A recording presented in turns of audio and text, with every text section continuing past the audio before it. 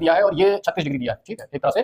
तो अब मान लो पूरा आय दिया हुआ है उसका कि कुछ है 25,000 या 30,000 है, मान ली गायन और ग्राफ का जोड़ के, और वो सीधे सीधे जो है 2822 जोड़ के सीधे सीधे उसका निकल जाता है। आप देख लोगे तो ये मेरा पूरा दावा है कि आपका 20 में 20 डीआई सही जाएगा। हेलो स्टूडेंट्स, मैं आशीष सर आप सभी का फिर से एक बार स्वागत करता हूं डीआई की क्लास में अपने, जो पेट के लिए बहुत इंपॉर्टेंट है। और पेट का फॉर्म भरा जा रहा है, जिन्होंने नहीं भरा है जल्दी से भर दीजिए, क्योंकि आने वाले पेट से बहुत सारी वैकेंसियां आने वाली हैं। तो इसलिए पेट में आप अच्छे से अच्छा स्कोर करिए, ताकि कम से कम 70 प्लस स्कोर हो, ताकि कोई भी वैकेंसी आए तो उसमें आप शॉर्ट लिस्ट हो सकें। और उस 70 स्कोर को अचीव करना है, अगर 70 प्लस करना है, तो उसके लिए आपको मैथ के डीआई के जो 20 क्वेश्चन आते हैं उनमें 20 में से एट लीस्ट या कम से कम 15 तो आपको सही करना होगा।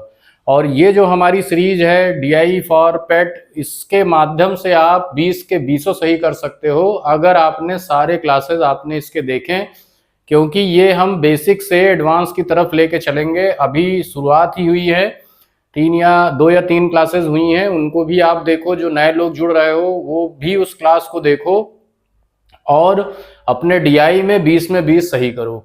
तो और उसके अलावा जो 5 प्रश्न और आते हैं उनको भी कराया जाएगा पेट के लिए, और 25 मार्क्स की पूरी जिम्मेदारी हमारी है। मैथ के 25 मार्क्स की पूरी जिम्मेदारी हम लेते हैं। उस 25 में आप 25 दिलवा के रहेंगे, यही समझ लीजिए हमारी जिद है। तो ये जो डीआई का चौथा लेक्चर है, और पहले जो 3 लेक्चर हुए हैं उनमें हमने बेसिक चीज़ें बताई थी, उनको आप जरूर देख लेना एक बार जाके।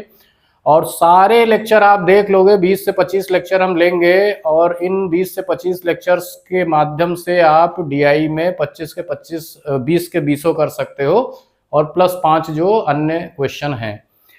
लेकिन यहाँ एक चीज़ मैं कहूँगा आप लोगों से कि कैलकुलेशन पर थोड़ा ध्यान दीजिए। डेली कुछ ना कुछ गुणा भाग करते रहिए, अपने टेबल को थोड़ा स्ट्रांग कर लीजिए। कम से कम लास्ट की जो 16, 17, 18 इनकी टेबल तो बहुत ज़रूरी है। प्लस साथ में 25 तक का वर्ग याद कर लीजिए अगर नहीं याद है तो, और कम से कम 10 तक का क्यूब याद कर लीजिए, ताकि कैलकुलेशन में कहीं आप फंसो ना, और अगर फंसो तो फिर वो कैलकुलेशन जल्दी हो जाए। तो इसलिए थोड़ा कैलकुलेशन पार्ट अपना अच्छा करिए।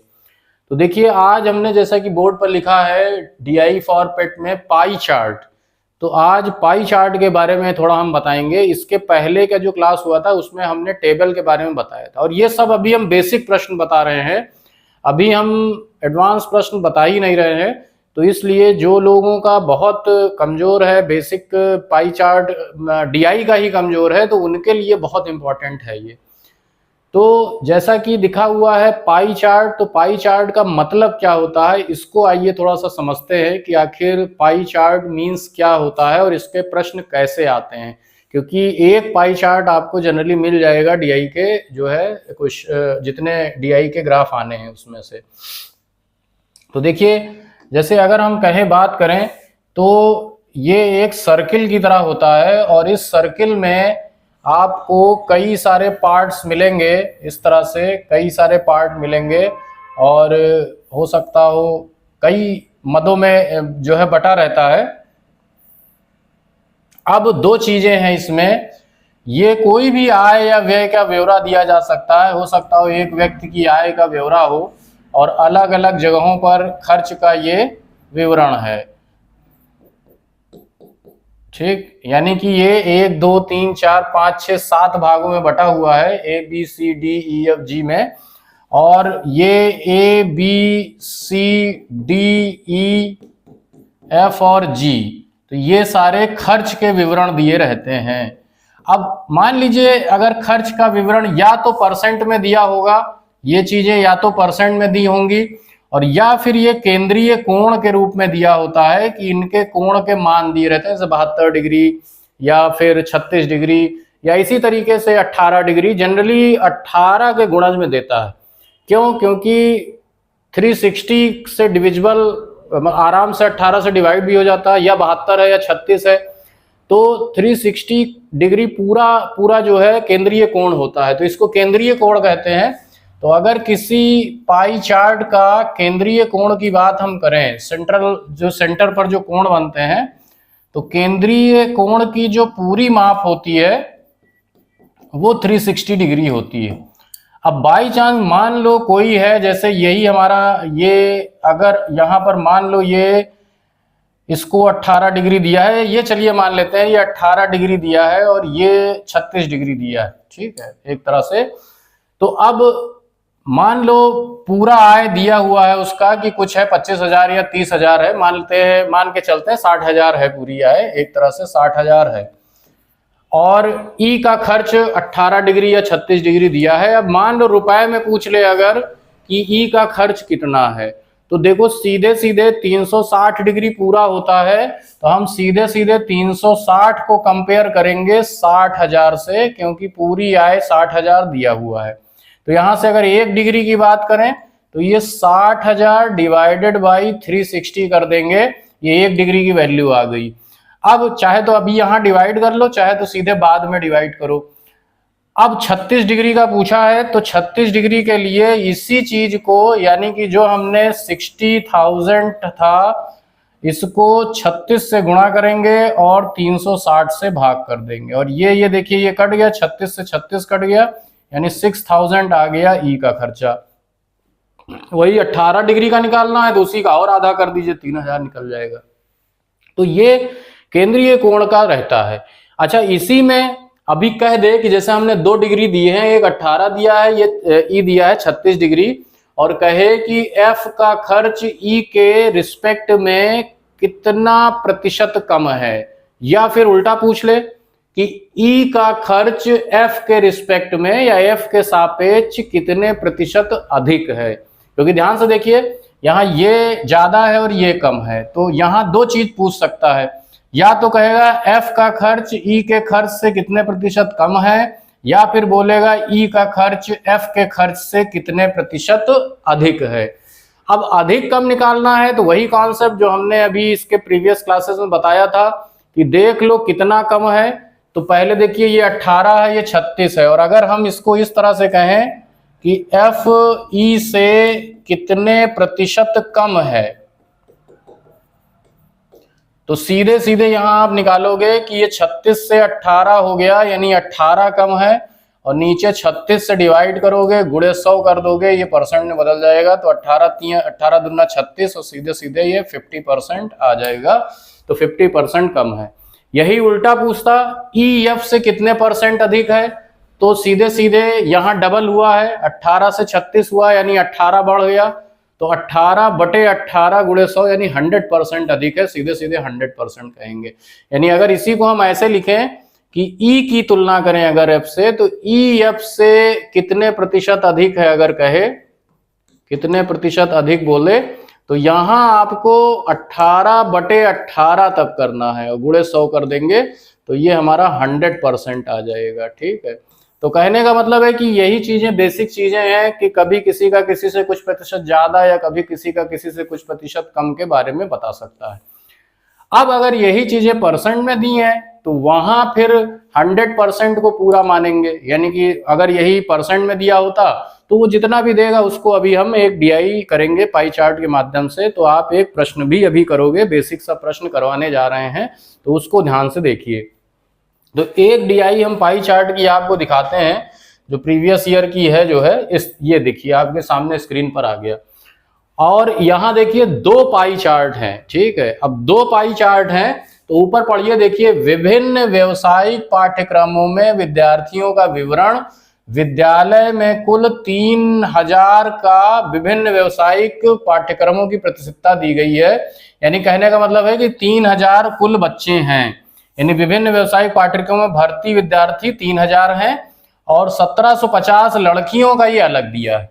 अब यहाँ देखिए गायन है, क्राफ्ट है, नृत्य है, तैराकी है, चित्रकारी, यानी ये 3000 बच्चों का अलग अलग दिया है कि टोटल विद्यार्थी 3000 हैं, और इस 3000 में 24% नृत्य, क्राफ्ट 25%, गायन 21%, तैराकी 16% और चित्रकारी 14%।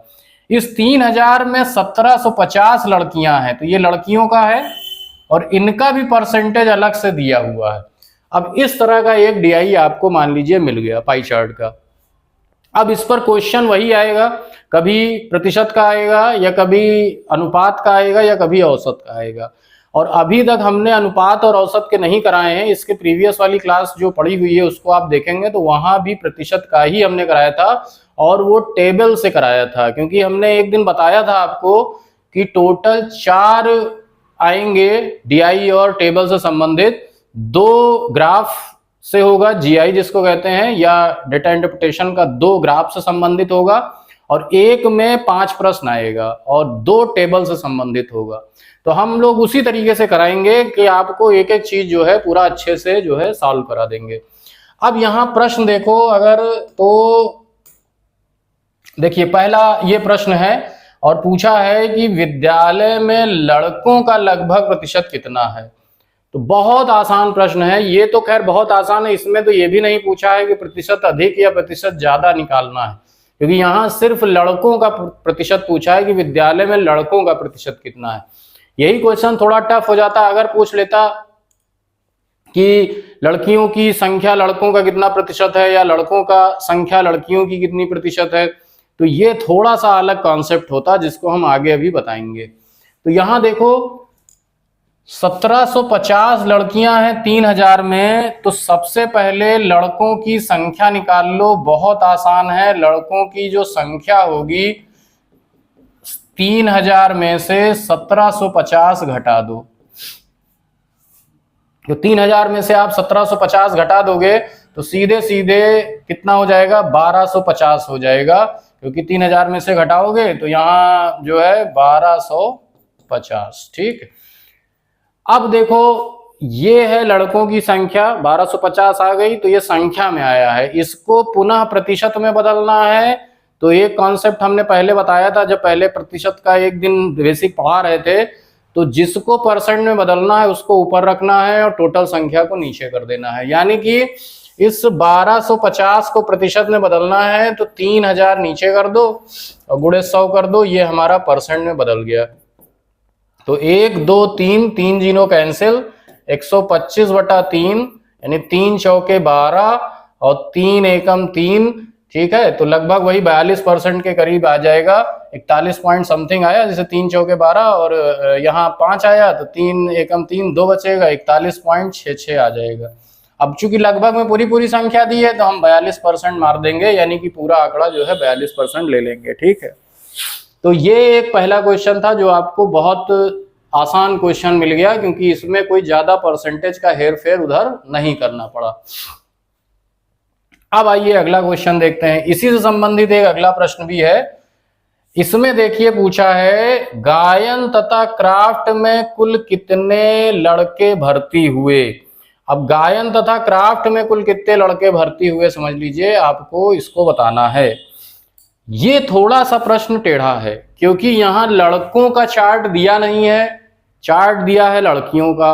अगर लड़कियों का पूछता तो 1750 का गायन और क्राफ्ट मिला देते, 28 22 हो जाता 50, तो सीधे सीधे इसका 1750 का सीधे सीधे ये हम निकाल देते कि गायन और क्राफ्ट का जोड़ के, और वो सीधे सीधे जो है 28 और 22 जोड़ के और सीधे सीधे उसका निकल जाता। लेकिन यहां आप देखो गायन तथा क्राफ्ट में कुल कितने लड़के भर्ती हुए हैं। ठीक है, तो ये चीज पूछा है। तो सबसे पहले देखो कि टोटल 3000 में गायन और क्राफ्ट कितने लोगों ने लिया हुआ है। तो गायन का 21 है और क्राफ्ट का जो है 25 है, तो 25 और 21 को जोड़ दो अगर, तो 21 और 25 को जोड़ोगे तो 46% है, यानी 3000 का 46% पहले आप निकाल लो सीधे सीधे। तो ये 2 जीरो कट गया, 3 से गुणा कर दो, जीरो यहां लगा दो, 6 3 18 और 4 3 12 और 1 13। अब देखो 1380 जो है 3000 में वो है, और यहां देखो 1750 में लड़कियां गायन और क्राफ्ट में कितनी है।